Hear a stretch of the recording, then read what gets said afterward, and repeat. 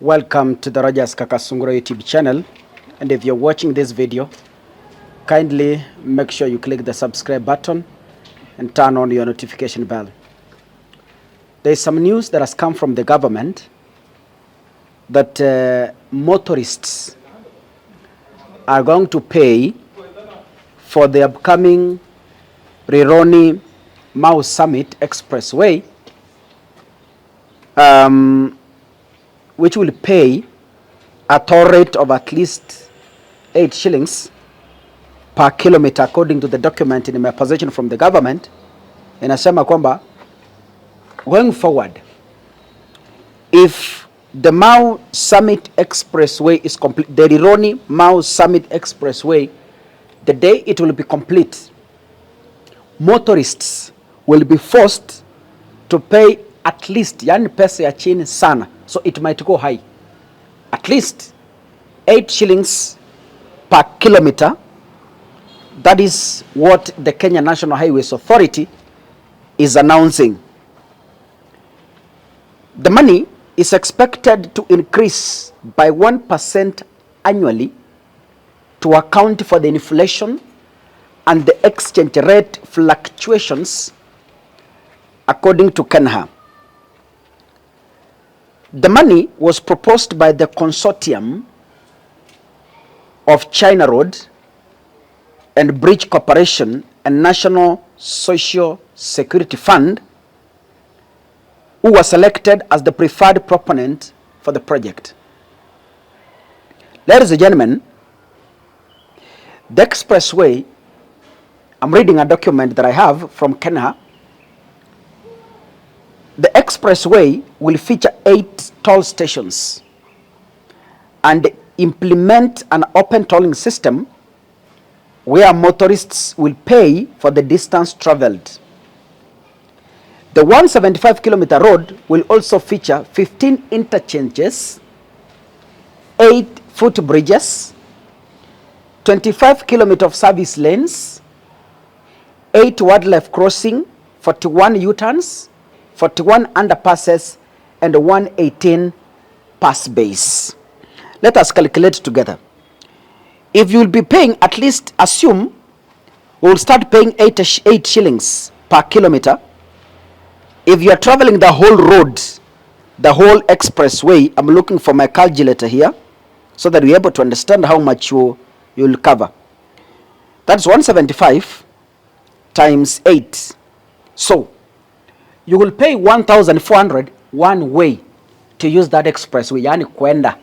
So kama unaenda unalipa 1,400, na kama utarudi, for example, I can travel from where I am right now in Busia to Nairobi, yani hiyo barabara ninatembea I pay vile tu expressway ya Nairobi. Hiyo ni njia moja, shilingi 8 per kilometer, so you will pay 1,400 for the 175 kilometers. Alafu nikirudi tena nilipe 1,400, that is 2,800 for you to finish that. Then haujaweka mafuta, hii 2,800 ni barabara umelipia, so ongeza mafuta ya gari ambayo utajaza kwa hiyo gari yako when you're walking. Si serikali inatumaliza? Can we listen to what Ndindi Nyoro is saying, and this makes a lot of sense to me. The road from Nairobi to Nakuru, I've been talking about it for many times. The road was anticipated earlier to cost Kenya around 160 billion Kenya shillings. Now we have seen that that has been revised upwards to around 200 billion Kenya shillings. A 40 billion increment with no increment in kilometers, just possibly maybe increment in interests. This is the issue about that road, that there is no country in our region that can afford to toll a corridor road, economically speaking. And it is a wrong model for Kenya to think you can toll Nairobi, Nakuru, or up to Mau Summit Road, because it can't work economically. And I'm just here asking the people in the western part of Kenya, all the way, the people who go to Nakuru from Nairobi, the people who use that road, North Rift, South Rift, Western Kenya, Nyanza, and all the regions that primarily use the highway. These are Kenyans who pay taxes in all its forms. They pay VAT, they pay pay, they pay all manner of taxes. On top of that, the users of Nairobi-Nakuru Highway also pay fuel levy. The government development agenda in terms of roads is domiciled around the taxes Kenyans pay and also fuel levy. Kenyans who already pay taxes for making roads, why are they being made to pay to use the road from Nairobi to Nakuru? That is more than triple taxation. And the road should be built, and Kenya has many avenues. Kenya has been borrowing currently for the recent 1 year. Kenya borrows 3.5 billion Kenya shillings every single day. It therefore means if we optimally allocate the resources that Kenya is borrowing every day, this road we can be building 3 kilometers because it's costing 1 billion shillings per kilometer. We can be building 3 kilometers every day. It will take us 60 days to have built the road from Nairobi to Nakuru without having to make residents pay and without having it operate as a PPP.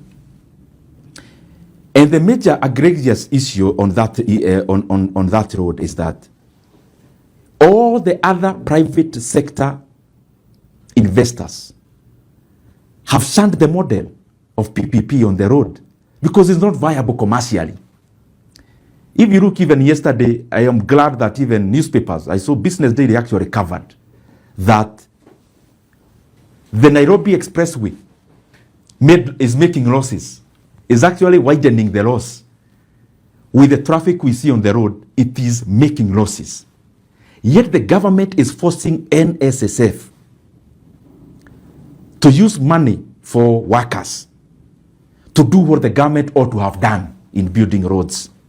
The government is deliberately forcing NSSF to sink workers' money because it will never recover this money. And that is why a project like a road is deemed to be a public good. Public goods are never to be paid to use. And that is why you can never recoup money by charging. You build them using conventional taxes and conventional levies like the fuel levy. And this issue of tolling, definitely, NSSF is sinking workers' money. It will never recover. But more importantly, we cannot subject Kenyans who use Nairobi-Nakuru Highway into paying for the road, yet they already participate in paying taxes and also paying levies. You've heard the way Ndindi Nyoro is saying. Ndindi Nyoro is asking a very prominent question, a very pertinent question. Ndindi anauliza, anasema hivi kwamba hii barabara sisi ndio tunaijenga, sisi ndio tutakuwa tunalipa tax, hata ile deni ya China sisi ndio tutakuwa tunalipia. So Ndindi Nyoro is asking, why should we pay for a road that we have constructed with our own money? So hii tunalipa ya 8 shillings per kilometer inaenda kwa serikali, inaenda kufanya kazi gani?